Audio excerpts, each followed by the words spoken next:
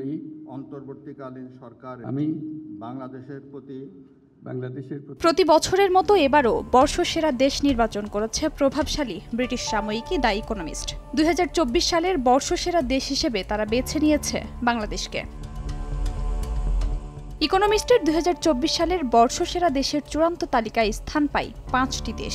এসব দেশের মধ্যে শীর্ষ বা 1 নম্বরে আছে বাংলাদেশ, আর 2 নম্বরে সিরিয়া।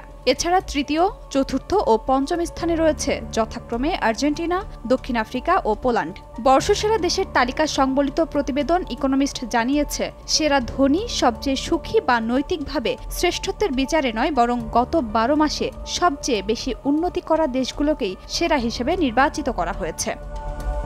প্রতিবেদনে বাংলাদেশ সম্পর্কে বলা হয়েছে, এবারের বিজয়ী বাংলাদেশ, যারা এক স্বৈরশাসককে উৎখাত করেছে। আগস্টে ছাত্রদের নেতৃত্বে রাজপথে আন্দোলনের মাধ্যমে শেখ হাসিনাকে ক্ষমতাচ্যুত করা হয়। দেশের জনগণের উপর শেখ হাসিনার দমন নিপীড়নের কথা উল্লেখ করে প্রতিবেদনে আরও বলা হয়, নির্বাচনে কারচুপি, বিরোধীদের কারাগারে পাঠানো এবং নিরাপত্তা বাহিনীকে আন্দোলনকারীদের উপর গুলি চালানোর নির্দেশ দেন তিনি। তার শাসনামলে দেশের ব্যাংকিং ও অন্যান্য খাত থেকে বিশাল অঙ্কের অর্থ আত্মসাৎ হয়েছে।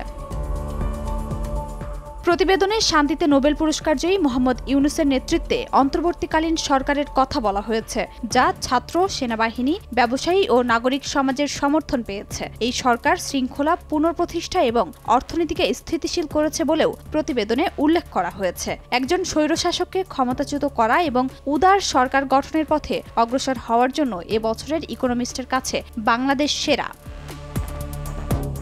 এই তালিকায় সিরিয়ার দ্বিতীয় স্থানে উঠে আসার পেছনে মূল ভূমিকা রেখেছে প্রেসিডেন্ট বাশার আল আসাদের সাম্প্রতিক ক্ষমতাচ্যুতি। এছাড়া অর্থনৈতিক সংস্কারের জন্য আর্জেন্টিনা, স্বৈরাচারী ও দুর্নীতিগ্রস্ত সরকারের বিপক্ষে গিয়ে নতুন সরকার গঠনের জন্য দক্ষিণ আফ্রিকা ও পোল্যান্ড দ্য ইকোনমিস্টের চূড়ান্ত তালিকায় স্থান পেয়েছে। 2023 সালের বিজয়ী ছিল গ্রিস।